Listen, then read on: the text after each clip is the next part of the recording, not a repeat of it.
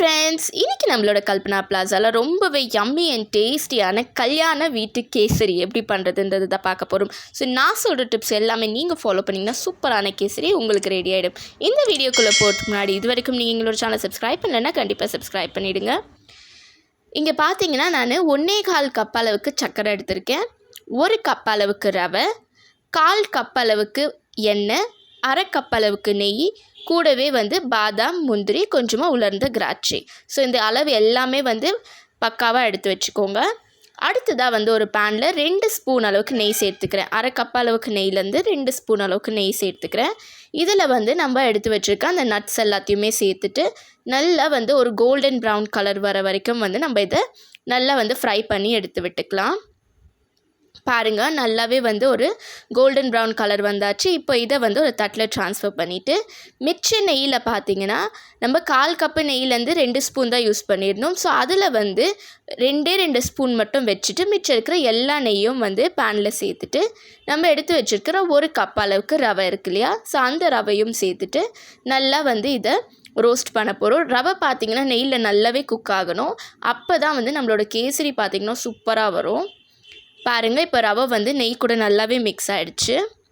So இதில் பார்த்திங்கன்னா நம்ம எடுத்து வச்சுருக்கிற அந்த 1/4 கப் அளவுக்கு எண்ணெய் இருக்கு இல்லையா, குக்கிங் ஆயில், ஸோ அந்த எண்ணெயும் சேர்த்துட்டு நல்லாவே கலந்து விட்டுக்கலாம். ரவை பார்த்திங்கன்னா நல்லாவே ஒரு லைட் கோல்டன் ப்ரௌன் கலர் வர வரைக்கும் ரவை நல்லாவே குக் ஆகணும். பாருங்கள், உங்களுக்கு ஒரு லைட் க்ரீம் கலரில் உங்களுக்கு வரும் ரவை. ஸோ அது வரைக்கும் ரவை நல்லாவே குக் ஆகணும். இப்போ இதில் நான் நல்லா சூடு பண்ணி வச்சுருக்கிற தண்ணி, நல்ல பாய்லிங் வாட்டர் பார்த்திங்கன்னா ஒரு 3.5 கப் அளவுக்கு சேர்த்துக்கிறேன். அளவு எல்லாமே கரெக்டாக ஃபாலோ பண்ணிங்கன்னா சூப்பரான கேசரி உங்களுக்கு ரெடி ஆகிடும்.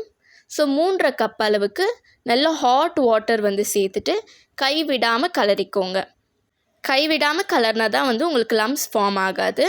ஸோ தண்ணி சேர்க்கும் போது நீங்கள் நல்லா கைவிடாமல் ஒரு கரண்டி வச்சு கலந்துகிட்டே இருங்க. ஸோ இது பார்த்திங்கன்னா நல்லாவே குக் ஆகணும். ஸோ இதை நம்ம ஒரு மூடி போட்டு வச்சு ஒரு 10 மினிட்ஸ் குக் பண்ண போகிறோம். அதுக்கு முன்னாடி ஒரு பிஞ்ச் அளவுக்கு சால்ட்டு சேர்த்து நல்லா குக் பண்ணிக்கிறேன். இப்போ பாருங்கள், 10 மினிட்ஸ் ஆகிடுச்சு. நம்மளோட ரவையும் பார்த்திங்கன்னா ரொம்பவே சூப்பராக குக் ஆகிருக்கு. பாருங்கள், பேனில் சுத்தமாக ஒட்டாமல் இருக்குது.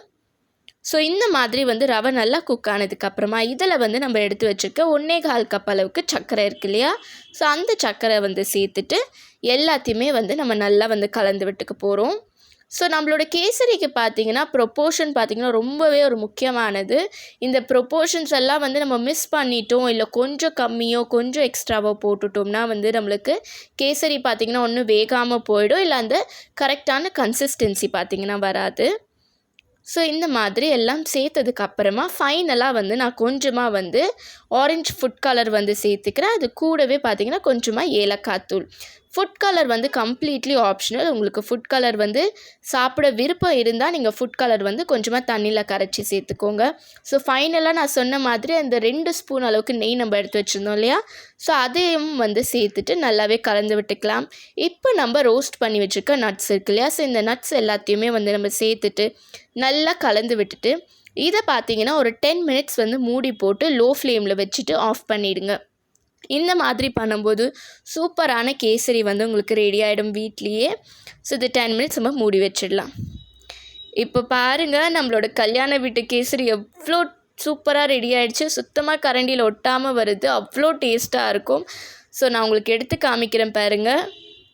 வாவ், எவ்வளோ யம்மியாக இருக்குது பாருங்கள். பார்க்குறதுக்கே சாப்பிட்றதுக்கும் அவ்வளோ டேஸ்டியாக இருக்கும்.